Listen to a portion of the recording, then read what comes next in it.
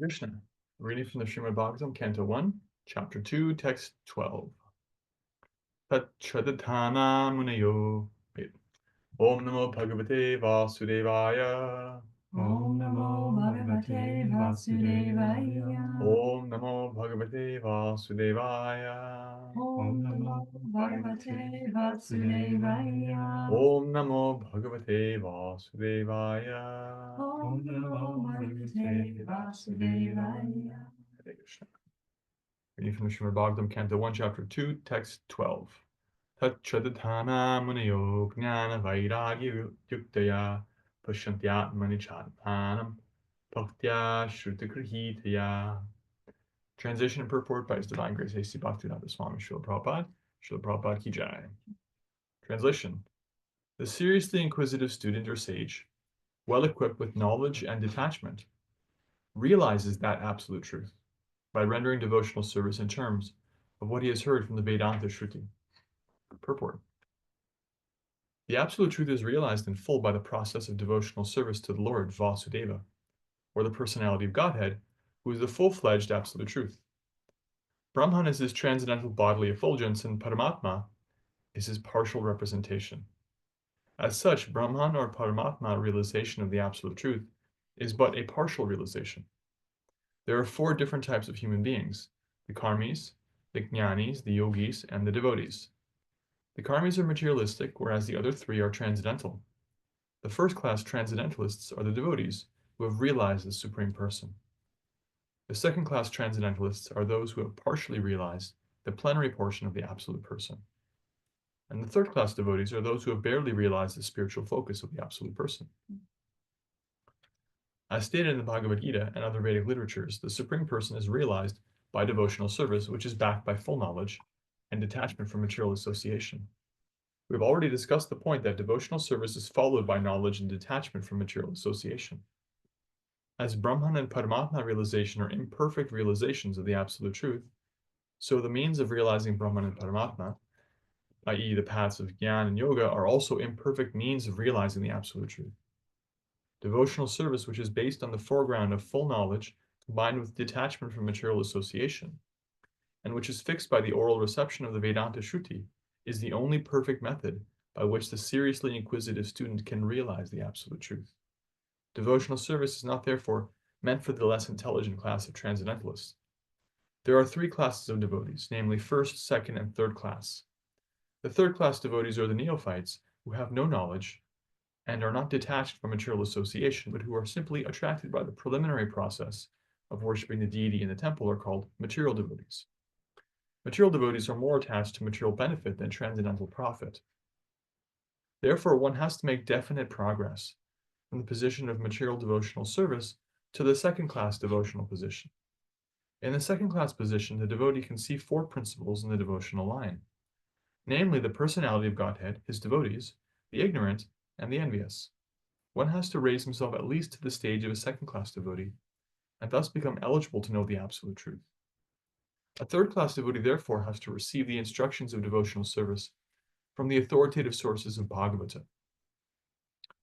The number one Bhagavata is the established personality of devotee, and the other Bhagavatam is the message of Godhead. The third-class devotee therefore has to go to the personality of devotee in order to learn the instructions of devotional service. Such a personality of devotee is not a professional man who earns his livelihood by the business of Bhagavatam. Such a devotee must be a representative of Shukadeva Goswami, like Sutta Goswami, and must preach the cult of devotional service for the all-around benefit of all people. A neophyte devotee has very little taste for hearing from the authorities. Such a neophyte devotee makes a show of hearing from the professional man to satisfy his senses. This sort of hearing and chanting has spoiled the whole thing, so one should be very careful about the faulty process. The holy messages of Godhead, as inculcated in the Bhagavad Gita, or in the Srimad Bhagavatam, are undoubtedly transcendental subjects, but even though they are so, such transcendental matters are not to be received from the professional man who spoils them, as the serpent spoils milk simply by the touch of his tongue. A sincere devotee must therefore be prepared to hear the Vedic literature like the Upanishads, Vedanta, and other literatures left by the previous authorities, or Goswamis, for the benefit of his progress. Without hearing such literatures, one cannot make actual progress. And without hearing and following the instructions, The show of devotional service becomes worthless and therefore a sort of disturbance in the path of devotional service. Unless, therefore, devotional service is established on the principles of Shruti, Smriti, Purana, or Pancharatra authorities, the make-show devotional service should at once be rejected. An unauthorized devotee should never be recognized as a pure devotee. By assimilation of such messages from the Vedic literatures, one can see the all-pervading localized aspect of the personality of Godhead within his own self constantly. This is called samadhi. Jai. Srila Prabhupada ki jai.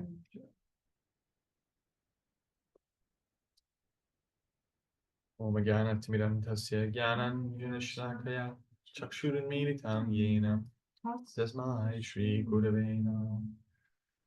Vanchakalpatarupyascha Kripasindhubhya eva cha Patitanam Pavanebhyo Vaishnavebhyo Namo Namaha.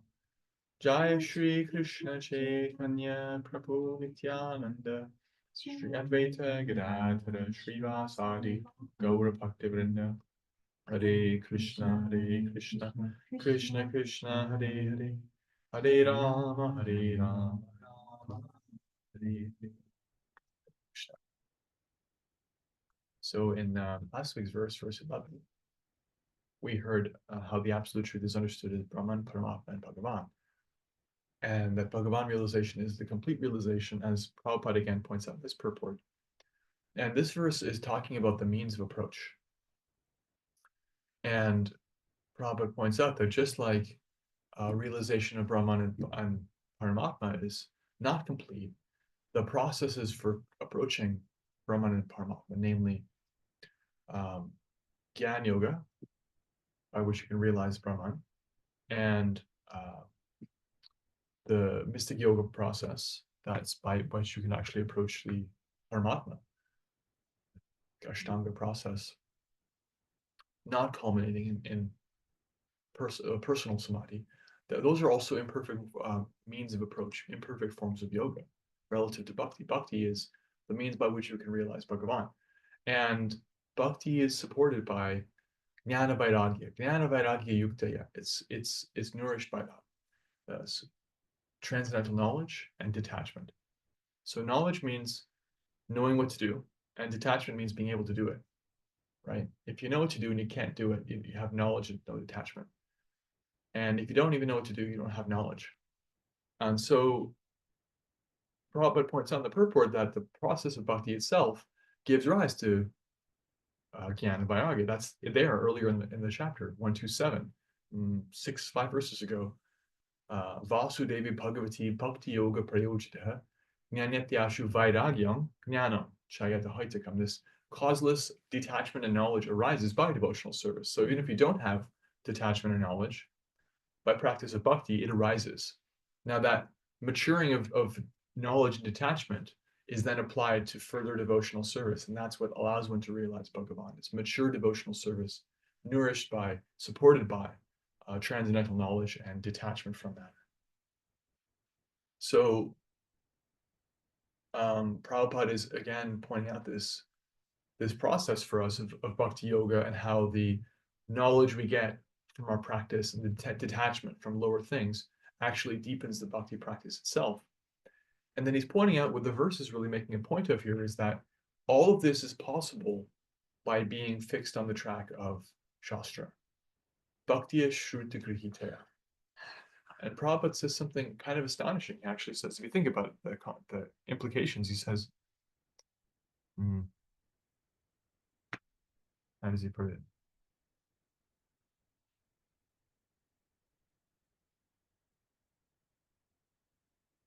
Without hearing and following the instructions of Shastra, the show of devotional service becomes worthless and therefore a sort of disturbance in the path of devotional service. Without hearing such literatures, one cannot make actual progress. It's like a pretty intense statement, right? It's like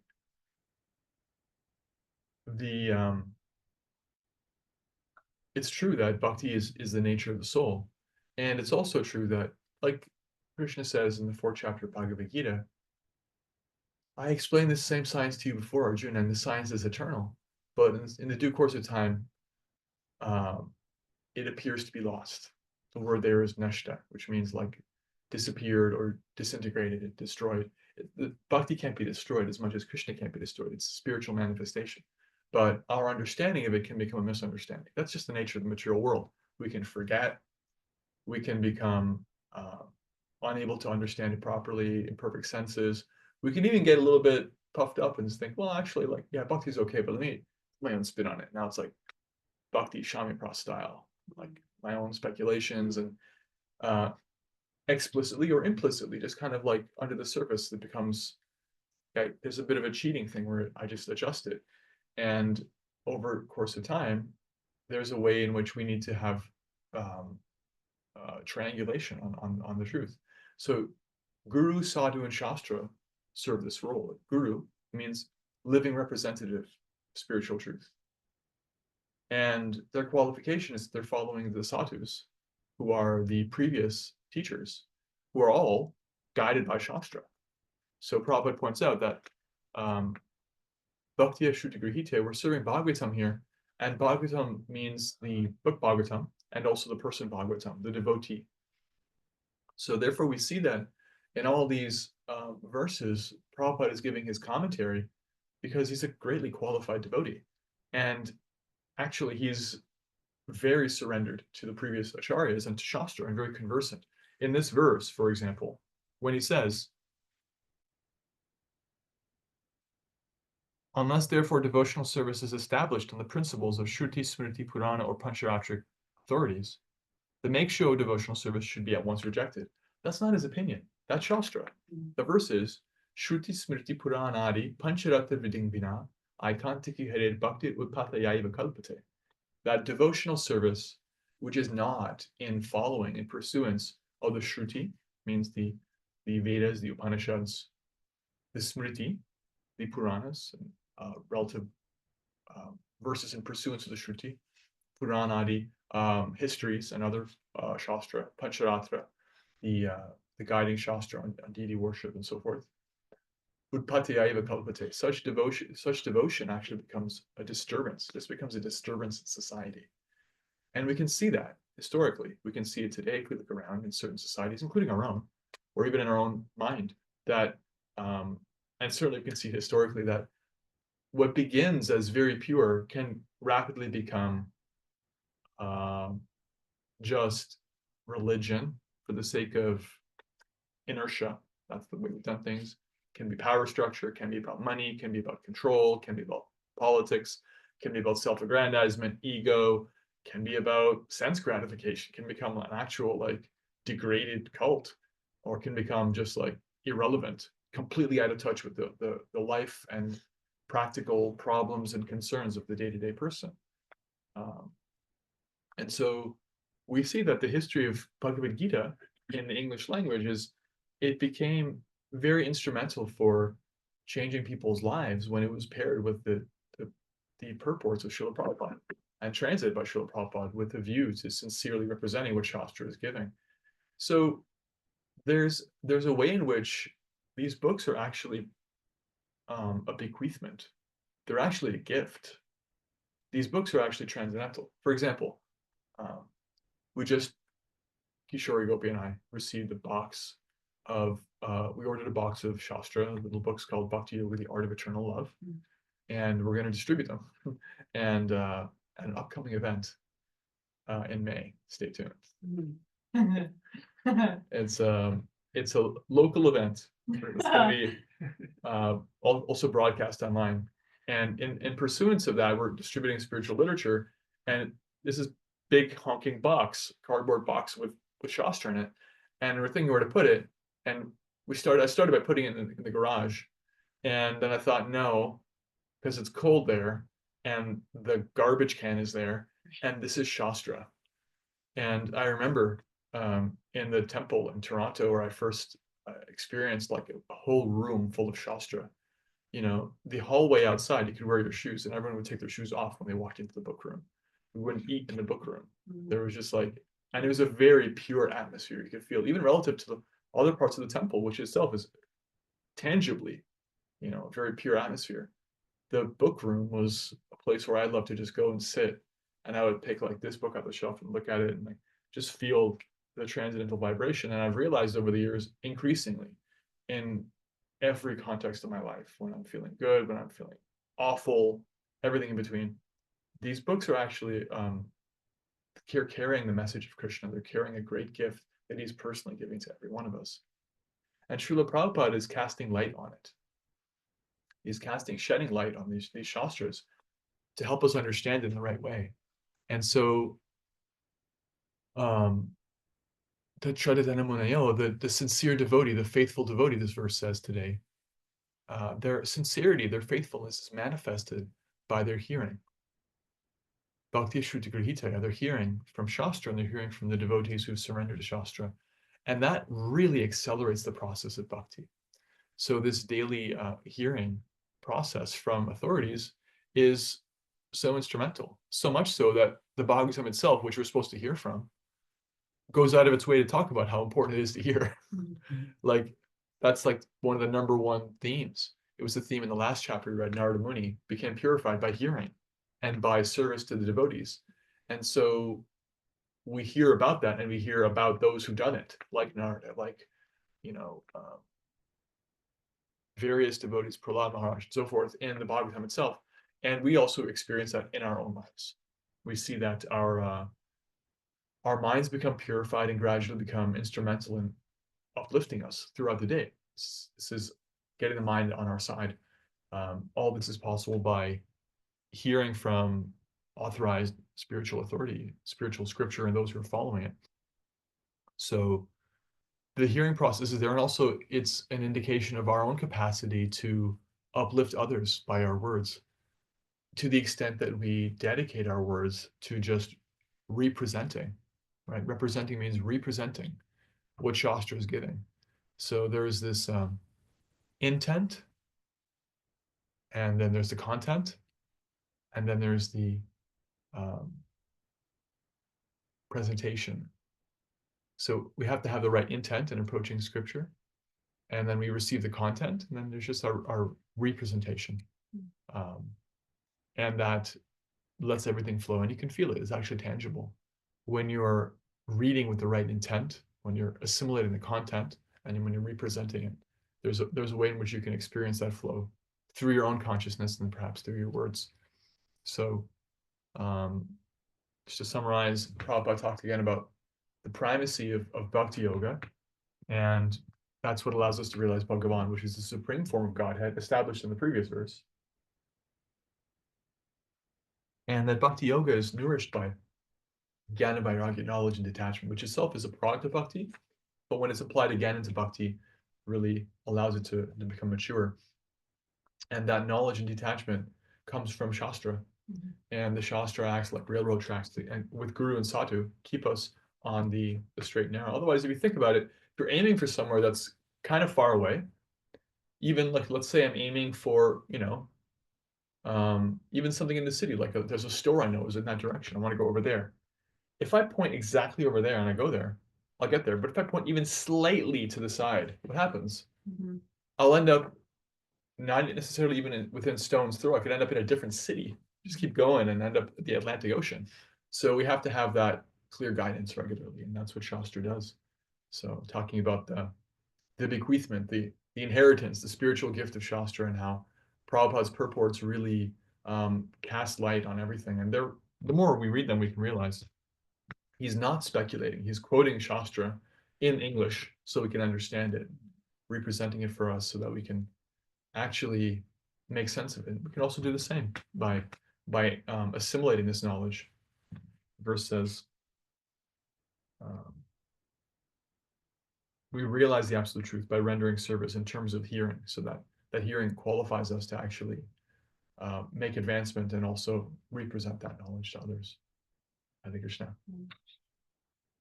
Okay, let's share some reflections. What did you hear about the verse about hearing?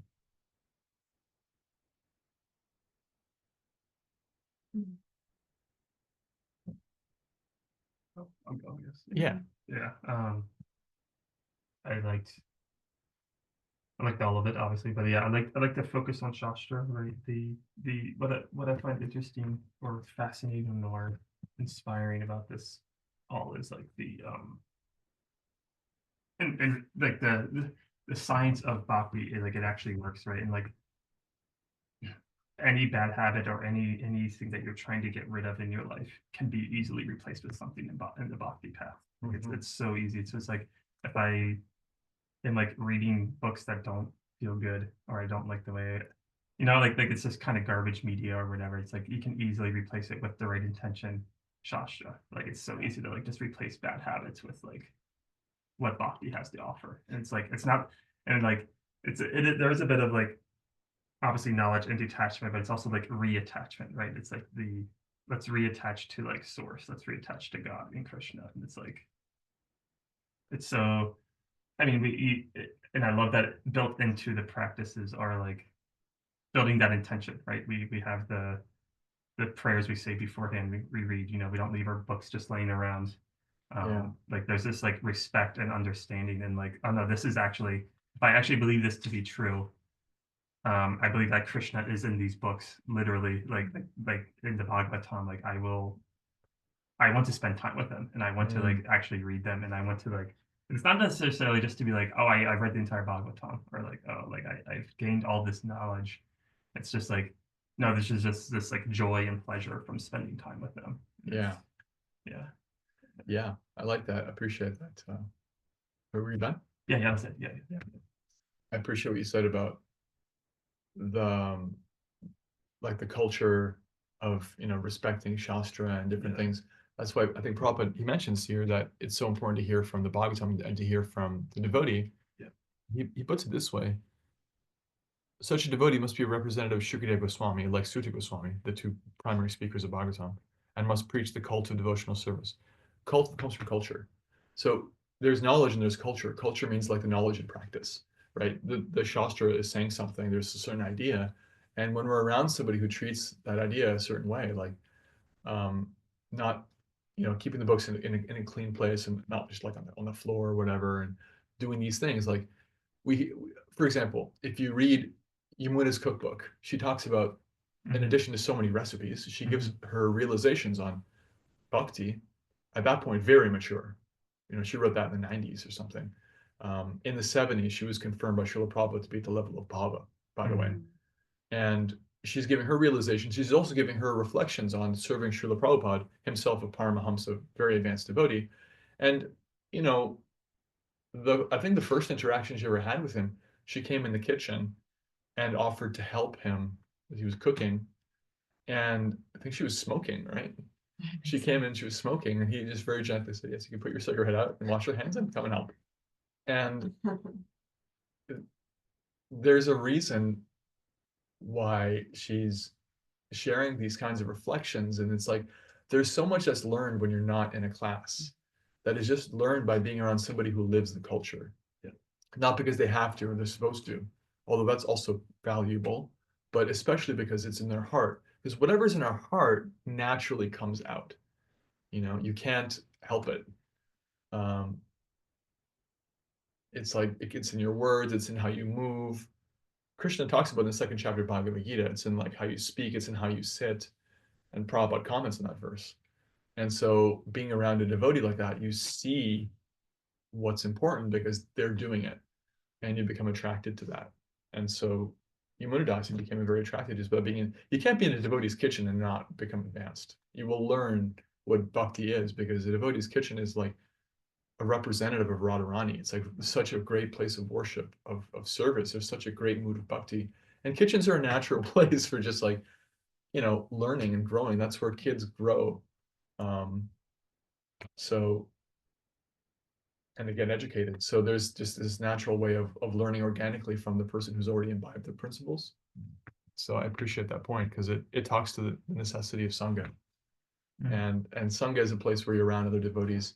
And formally, we're with Shastra also in the Sangha, and also informally, it's like devotees are living and they're also talking about it. Hey, guess what I read? I just read this cool verse in chapter 2 about this. Oh, what do you think? And like that's what devotees do.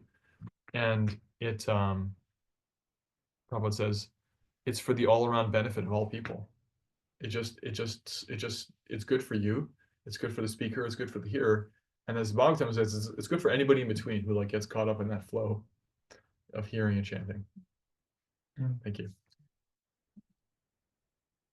Yes, a few days ago, I was reading in Bhagavatam, I was reading a purport that Srila Prabhupada was talking about like the best way to hear is just like what he was saying here. He was reiterating it several cantos later, but saying the best way to hear is to hear from a pure devotee, to like hear from Shastra. And like if all else fails, like essentially go back to that source. Like really remember to go back to that source. And I was having like a bit of a harder day, and I just like turned on a kirtan, from my guru, and just like listened, because it's like what I had capacity for in the moment. And it's really beautiful to like think about how, if we put that intention into our hearing, like really think about put the intention into the hearing and really be able to absorb it, that it is such a different vibration.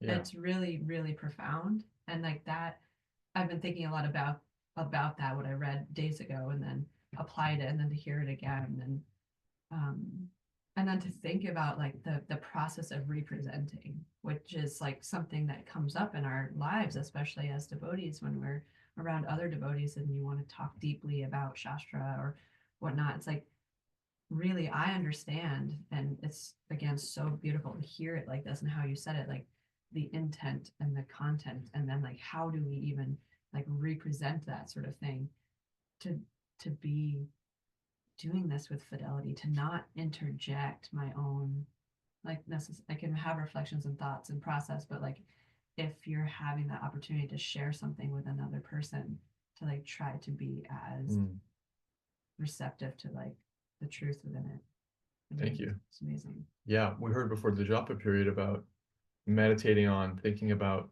our intention and the meaning of the mantra. Yeah. Prabhupada says, without hearing such literatures, one cannot make actual progress.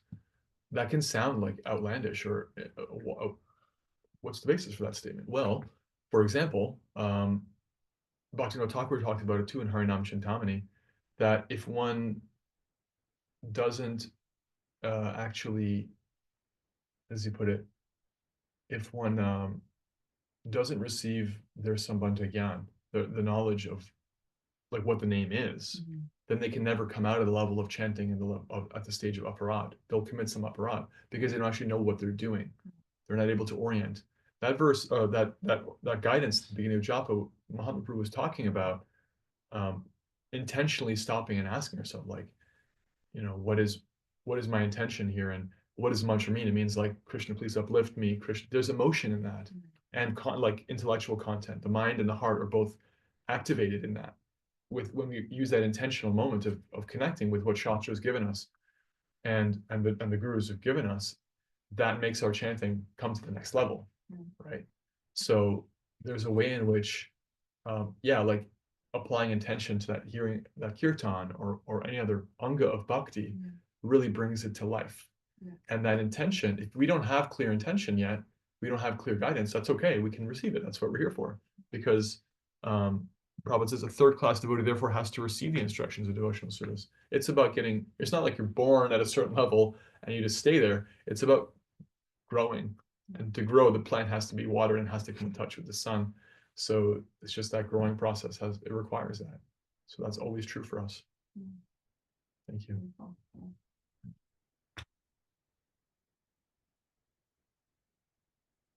Yeah. Sambandha Gyan, knowledge of things as they are. Do we have still a participant with us? No, just us. Okay. All right. I can share a reflection. I liked I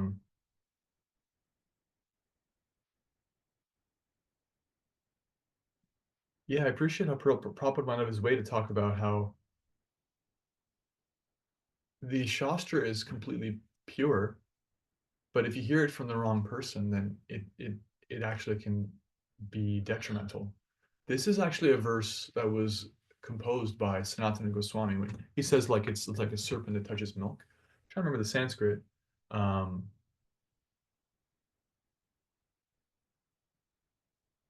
Sarpuchishta Itapayaha. That's the last part of the verse.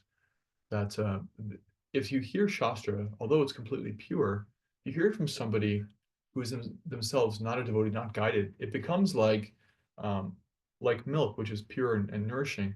If a serpent comes along and just like sticks his little serpent tongue out and starts drinking from that, you don't want to drink from that milk anymore. It could just be contaminated.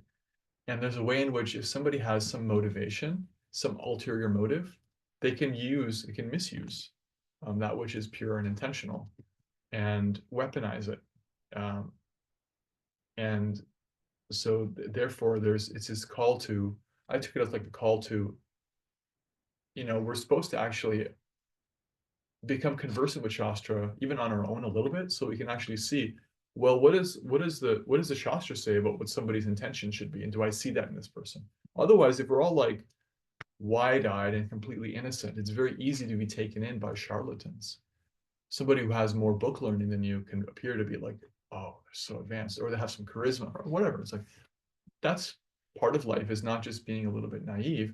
And that freedom from naivety is also given by at least a sincere reading of Shastra. Or if you can't even do that, sincere association with those who have read Shastra can give us a little bit of a appreciation for, well, I should look for this in my guides and gurus and teachers. So otherwise, a little knowledge is a dangerous thing. Okay. Srila Prabhupada ki jai, Srimad Bhagavatam ki jai, Bhakti Yoga, Hare Krishna Mahamantra ki jai.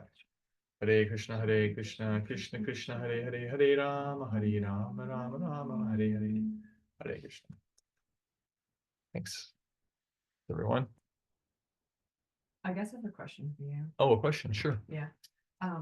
What happens in a position when you're in a position and you're talking with somebody and somebody is like really heavily interjecting their own personal stuff into the Shastra, and they're like talking to you about that, and they're really like sure that that's like the truth of the matter, but it's like really heavily just like dosed with their own perspective. Yeah. How do you manage that? How do you work? How do you manage that? So you don't have a responsibility to take it as authoritative if you feel that it's not in keeping with the intention, and it depends on your qualification. Yeah. If there are other people around who will be swayed by that message, and you yourself are qualified to represent Shastra authoritatively, you have a responsibility to do so dispassionately. Meaning, don't do it as a personal thing of like, oh, you're so wrong, but for the benefit of others. And it depends on your qualification to do that without getting riled up, or to do it with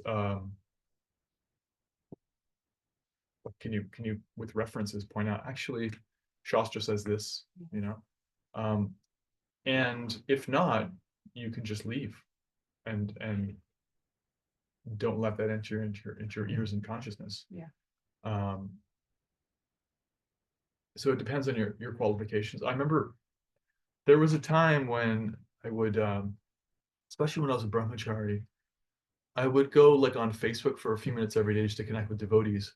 And I began to realize that that was a place where there was a lot of that kind of thing. By devotees were representing things with a very twisted motivation, like personal vendettas, misunderstandings, different weird things, politicization of stuff.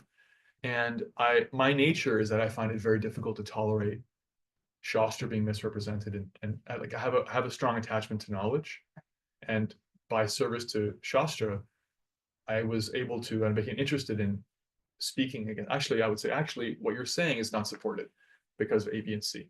And I started to do that. And my motivation was I wanted to create a space where to at least contribute to creating a space, who knows?